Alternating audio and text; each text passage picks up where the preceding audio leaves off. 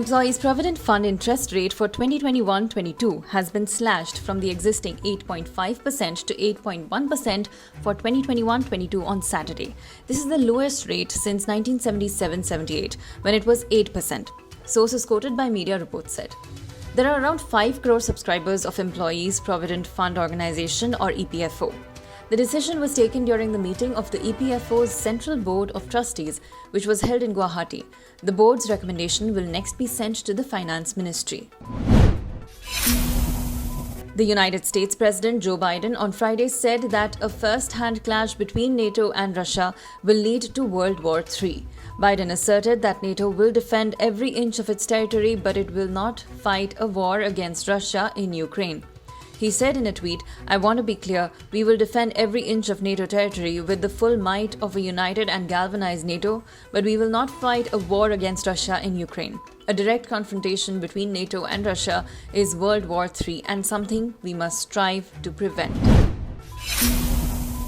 2 days after a massive victory in the Punjab Assembly election, Aam Aadmi Party leader and the state's chief minister-designate said he would take oath as the new chief minister on March 16th in Khatkar Kalan, the native village of freedom fighter Bhagat Singh.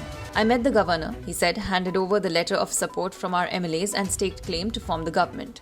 He told me to tell him wherever we wanted to hold the swearing-in ceremony. It will be held at the native village of Bhagat Singh, Khatkar Kalan at 12:30 p.m. on March 16th. Man also promised historic decisions that were never made before. He said, "People from houses across Punjab will come to the ceremony. They will also pay tribute to Bhagat Singh. We will have a good cabinet. Historic decisions that were never made before will be made, so you will have to wait." In the wake of the Samajwadi Party's defeat in Uttar Pradesh, party chief Akhilesh Yadav is likely to quit the Karhal seat, which he won during his maiden assembly elections, and he may remain as a member of Lok Sabha from Azamgarh instead.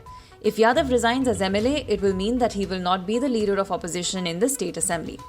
Samajwadi Party leader Sobaran Singh Yadav, who won from Karhal seat in the 2002, 2007, 2012 and 2017 assembly elections and had stepped aside to allow Yadav to contest from the constituency this year, is likely to be the party's candidate if a by-poll does take place. India's ODI skipper Mithali Raj on Saturday broke the record for most matches captained in the ICC Women's World Cup, surpassing former Australian counterpart Belinda Clark. Mithali, who's 39, led the country in 24 World Cup games, claiming 40 victories, 8 losses and 1 no result. Clark had captained her side in 23 matches. The Indian skipper achieved the feat when she stepped out to lead the country against the West Indies in a crucial match.